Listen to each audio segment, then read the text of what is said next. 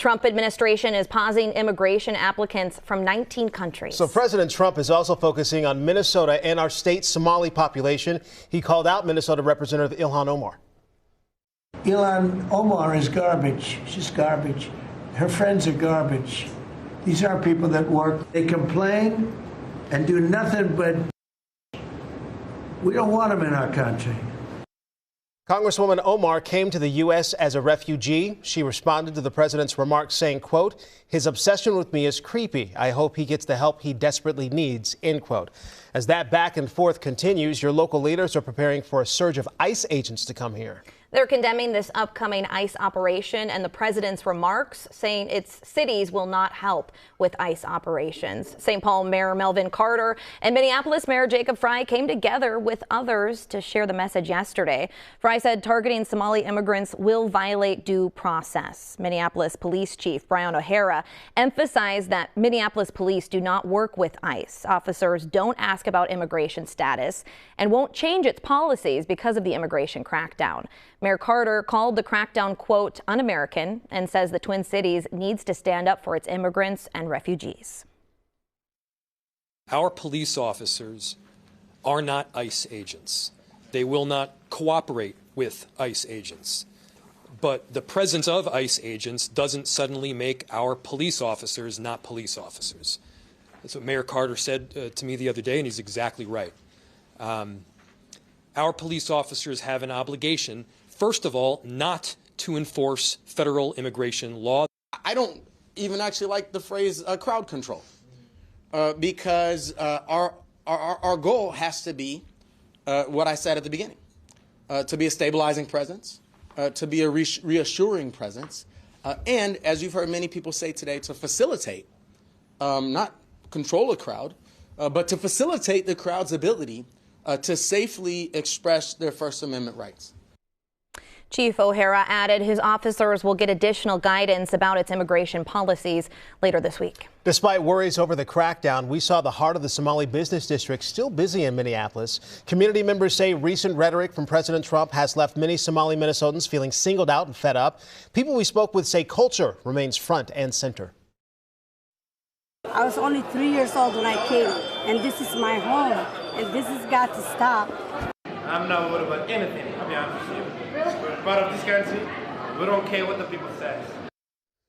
We'll continue to bring you the latest updates on the immigration crackdown here on WCCO, both on the air and online. Can track their sleep. And by the way, this stuff is expensive too. So Apple Watch, I saw the cheapest Apple Watch was $250. Garmin Watch was $150. Samsung $250. The Oura Ring is $350, but then you have to pay $6 a month to get that information too. So it's worth it. It could be worth it, but there's other brands out there that you don't have to do the monthly. That's true. So, you know. Something to think about. Maybe in the new year, we'll get decked out. There you go. In the new year. I don't want to know my stats. Mental health affects every part of our lives, including our closest relationships. And today we're talking about bipolar disorder. It's a condition that impacts millions of Americans, and it can create unique challenges for couples. So with understanding and the right tools, we know relationships can not only survive, but they can thrive. And here to dive deeper into this topic is our relationship expert, Dr. Shonda Kraft. Thank you so much for joining us this morning. Good morning. I'm glad that you tackle these topics because they're almost controversial topics that we rip the Band-Aid off to talk about them because these are real things that are impacting real families. So let's just talk about this. For people who don't know, explain what is bipolar disorder because I think a lot of people have a misconception as far as what it is. Absolutely. So bipolar disorder used to be known as manic depressive disorder, and there are some people that still talk about it like that. Basically, this is when a person has multiple moods that they kind of shift in between. And for bipolar, that means there's 2 or more moods that they're shifting in between. So they might have a mania state or hypomania and then a depressive state. And so it is that piece of like almost like swinging like a pendulum that people are most familiar with this. How common is bipolar disorder? You know, it sounds like it's a small amount. It's 4% of adults and children, right, that might be diagnosed with bipolar. But when you think about 4% of, you know, millions of people, that's a lot of people. Walk through how this impacts couples because it can look, I'm sure, a lot of different ways in a relationship. Absolutely. Well, you know, and one of the things that's really interesting about bipolar is that people oftentimes will have their first episodes in like adolescence or early adulthood. So when you come into a relationship, relationship and maybe you notice that your partner is having excessive speech, maybe they're spending more than they're usually spending, they're just kind of all over the place bouncing around, and then it feels like they just can't get out of bed for a few days. That's kind of some signs that maybe something is going on, that this is not just depression, this is not just, you know, oh, I just had a burst of energy today. Like there's a pattern to it. And for couples, that can be really difficult, right? When you've got somebody who's spending a lot of money, bouncing around, has a lot of energy, talking really fast, that can be really overwhelming for the other partner. And then when they're in those depressive moments, right, where they can't get out of bed, they're just really lethargic, they're just, you know, sad all the time, that can feel really isolating because you don't know, how do I help? How do you help? I mean, what in situations like this, I mean, you see all the signs here. As the partner, what do you do, or how can you step in? Well, the first thing is to really learn about what this disorder is. And I think because there's such a stigma around bipolar, right? Like, unfortunately, we kind of have adopted words around mental health into our regular everyday speech, right? So people will say like, oh gosh, I'm feeling bipolar today, right? Just because they have a different thought in their head. And so that really kind of stigmatizes what it is. So helping your partner to recognize, hey, here's some things that I'm noticing. Let's learn what this might be. Once you have the diagnosis, then as that partner who's not affected, try to learn as much and understand as much as you can about what the symptoms are going to look like for your partner, because it's going to be confusing for them too. Yeah, and obviously we're talking about couples, but you know, this can impact families. Absolutely. What resources, what support is there out there for folks? Well, really therapy is important, right? I'm not just saying it because I'm a therapist, right? But being able to find that supportive community, whether it is a counselor or a therapist, a support group, somebody that can help destigmatize, explain what the symptoms are, help you understand what the patterns are, and then build some good communication skills, because that's going to be important, right? Like you don't want to weaponize your partner or your family member's mental health. You don't want to always be focusing on it, but you don't want to ignore it either or blame them for what's going on. Yeah, and also I guess it's up to all of us to stop using some of this vocabulary we use typically and stop saying those things, because it's a real problem and a real issue. Well, Dr. Kraft, thanks so much for joining us. We appreciate the time. Thank you. The holidays are a time for giving, and while toys and tech often top gift lists, books can be one of the most meaningful presents for children. Yeah, reading builds, we know, language skills. It sparks imagination. It strengthens those family bonds as well. Joining us to talk about why books make a great gift for kids, Dr. Gigi Chawla, the Chief of General Pediatrics at Children's Minnesota. And I was just saying, I didn't know this, you're the Medical Director of Reach Out and Read Minnesota as well. I am, yeah. This is a fabulous topic and one of my favorites, so thanks for having it. What is Reach Out and Read Minnesota? Explain, for people who aren't familiar, explain what that is. Yeah, Reach Out and Read Minnesota is a program. It's part of a national program in which physicians and nurse practitioners give out books as tools to young families and kids under the age of 5 during those well child visits. And it really promotes bonding. It promotes early academic learning. Early relational health is really the topic about that, where kids and their caregivers, their loved ones, really understand that tight connection, but also brain development. And so we're really excited about that program. But yes, thank you for talking about it. Yeah. And I mean, it's the perfect time to start thinking about what the kiddos are looking for gifts this year. What makes books the best gift? Oh, well, books are a fabulous gift because they are imaginative. The story that is in the book could be really concrete, that story, but you could use that story and change it, make all the characters different, change different voices. So reading a book can be different every time.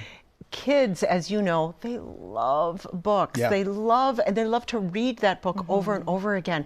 It teaches kids about language in a way that's very different than your technology would. Okay, so because you're a doctor, what does the research say when it comes to books? Yeah, I mean, the research about reading to kids is really important in brain development. It helps kids get to academic success by the time that they achieve kindergarten. And really the things that I want families to know is that it also helps with social emotional health in a way that almost any other toy or gift cannot. Explain that. What do you mean when you say that? Yeah, social emotional health is really about teaching about self-regulation. So how kids feel about, you know, their big feelings. It helps them understand those feelings in the context and be able to manage those feelings as well. So really important in order to get kids ready for school or any other activity that their whole life, right? How to manage their own self contextually is really comes through these early stories and reading. And there's something for everyone. That's kind of the beauty about books, right? Yeah. How can you help, find the age-appropriate book? Yeah, so for infants, you're really looking for books with high contrast, board books, right? Things that they could chew on, that's part of their development. High contrast, black and white. And for toddlers, you're looking for things that are exciting or interesting for them. So things that have flaps or make sounds or have textures to keep them engaged. For preschoolers, that's the type of book that you're looking for to teach kids a story, a little bit about how friendships work or how to solve problems for themselves, things like that. And then early elementary school kids, you're looking for things that are a little bit of a chapter book, can challenge them with letters and teaching them how to learn and how language fits together. It's also a wonderful time to bring in diverse books, right? So they can learn about different cultures, different foods, different things that are important to different people. And that is their exposure before they're confronted with it. So they see it as normalized. I like that. Yeah. And then for later elementary school kids, you're looking for things that challenge them in the things that they love, whether it's space or animals or whatever that might be. You can really foster their own independent, exciting things. And the best part is, too, a book would be much cheaper compared to other things that are on the holiday wish list this year. And can get grandparents involved. I can tell you that grandparents can sometimes have difficulty with technology, right? So it's a way to get them involved. Well, Dr. Gigi, thanks so much for joining us. Yeah, we appreciate you. You can help make the season bright for veterans. WCCO is once again teaming up with the Minnesota Assistance Council for Veterans, or MACV, for our Home for the Holidays campaign. And here to talk more about it is Sarah Regal. She is the Chief Housing Officer for MACV. Thank you so much for joining us this morning. Good morning. Thank you for having me. Today's a pretty big day because today you are opening the official opening of Veterans Village in Eagan. Absolutely. Talk to people. What is Veterans Village? Why is this such a major milestone as well? We are so excited to be doing our ribbon cutting and welcoming the community out to come visit Veterans Village today. So this is a really amazing project. So many people came together to make this happen. And so Mount Calvary Church down in Eagan had approached us because they had some land available that they were looking to sell. And they really wanted that land to go towards a veteran mission focus. And so we're working with our build partners, Lennar and Housing First Minnesota, and creating 22 ADUs, accessory dwelling units. So they're essentially about a 700 square foot, really complete little home. There's a washer and dryer in there, 1 bedrooms. They have everything that you need. This is new for us to be down in Eagan, down in Dakota County. That's a geography that we have not been able to serve lately. And, it's this kind of townhome style. It's a community, it's a village. So we're just really excited to be able to kind of try this in partnership with the church in a new area and bring 22 new veterans home before the holidays. Very exciting. Obviously, housing is a huge part of it, but there's so much more, that comes with this program. Can you talk about how, the support that leads to long-term stability for veterans? So we know for veterans experiencing homelessness, the day that we get to put keys in hands is a great day. That's always a really great day, right? But it's not the end. That's actually the beginning of their journey, kind of, coming back into living as part of a community. So we do have wraparound services. We have resource coordinators available to help our veterans on their own self-identified goals, whatever their goals are. And we're really excited about this particular project because we will have a property dog on the site. Yes, who will be able to do kind of therapeutic work with our vets on property. Oh my gosh, that's incredible. I know last year, we talked about Minnesota being very, very close to eliminating homelessness for our veterans. I'm curious, with this new Veterans Village, how close are we to that goal? We're closer every day. And we are framing this as talking about a functional end to veteran homelessness, which means any veteran who enters homelessness, that episode of homelessness is rare, brief, and non-reoccurring. It doesn't mean that we'll never have veterans homeless in the state of Minnesota again, because we know that people, re-enter homelessness or maybe come to us from another part of the country. So it's a constant overturning just happening all the time. Yeah. And so on the Homeless Veteran Registry, we are at about 190 right now, but we can sometimes this time of year get a little stuck around that number. But this beginning down in Dakota County, down in Egan, the need was overwhelming, and the turnout that we got with people for applications was really high energy. And we just got the property a few weeks ago and actually have it about half filled already. Wow. That's good. So it's a huge turning point in that constant ever processing goal of declaring that functional. We could talk for another 10, 15, 20 minutes, but we have to end the conversation right here. Sarah, thank you so much. By the way, I want to let you know, you can make a donation right now. Text MACV to 44321. You can give online at WCCO.com/holiday. Your gift can help local veterans find homes and jobs. Remember, make sure to join us today for Holiday Cheer. The evening team going to be live at MOA, Mall of America, for the community tree lighting in the mall atrium. Celebration runs from 4 until 6:30 right here on WCCO.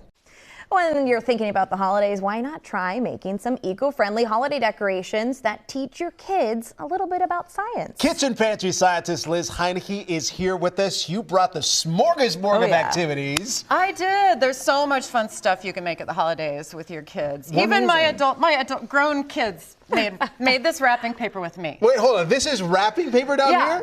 Explain this. So you can't recycle normal wrapping paper, right? But if you just go out and buy a roll of butcher paper or white paper and finger paint it, it's fully recyclable. So, and it's also science, because fingerprints are what we call dermatoglyphics. So like hold on. So you've heard of Nobody gonna remember that. Yeah, you will, because you've heard of hieroglyphics, right? Derma is skin. Glyphics are like signs or symbols, like letters or pictures. So dermatoglyphics. Okay, so just get some, washable finger paint. And it's super fun. If you get it in kind of a thin layer, this is already dried, you can make fingerprints. So I just drew little circles to make wreaths for this and just do a bunch of layers. But if you have a magnifying glass, kids can look at their fingerprints. The epidermis of our skin, everyone has individual set of ridges and patterns, whorls and swirls. And so super fun, a little bit sciencey. Save money on the wrapping paper. Recycle. And like way more personal, right? Absolutely. What do you have here? Okay. Cranberries. This is a great thing for younger kids to do. You can do the sink and float experiment. Do like pennies, do aluminum foils, different things. Cranberries, they will see float. And you can ask them, why do you think they float? And they'll probably say, maybe they'll make some guesses, Hypotheses. They're buoyant. Exactly. Good word. Okay. So if you cut these in half, can you see these little air pockets in there? Yeah. That is why they float. They're basically like little buoys. Okay. And then I have a metal needle, but you can buy like plastic yarn needles, and kids can string cranberries and make garland. These cool garlands. Cute. Aren't those pretty? So pretty. To put on the tree or hang in the house. Save those for me. I'm going to take those home. Yeah, you can totally have them. What are the oranges for? Dehydration. Okay, if you want to make these adorable garlands, you can make garlands also with these little orange slices. All you do, and this is good for kids too. So you peel an orange, and they can watch you cut it into quarters. You can talk about, how would I cut this to make 4 pieces of peel, right? Smart. Isn't she good? There's math and everything. Okay, then you basically take a cookie cutter, turn the orange peel white, pith side up. You cut it out. Now, dehydration is when you dry something out. And things like microbes, bacteria, mold, they need water to grow. So if you put these in your oven on a baking rack or on this, you can do the same thing with orange slices for cocktails, adults, right? And 200 degrees until they're completely dried out. I poked holes in these ahead of time so that I can put a string through these and string them on a garland, but they're so adorable. That's so fun. If your kids want to make gifts for adults, they could dehydrate lime, lemon, orange slices, put them in a cute jar to put in cocktails or again, that personal touch non-alcoholic beverages, right? Real shameless plug. If you need another Christmas gift, this book. There you go. I'm just telling you, I use it all summer. You know this. I use it all summer. It makes me so happy. I'm just saying. Liz, thank you as always. Thank you. Thanks for having me on. You can see more of Liz's experiments, kitchenpantryscientist.com.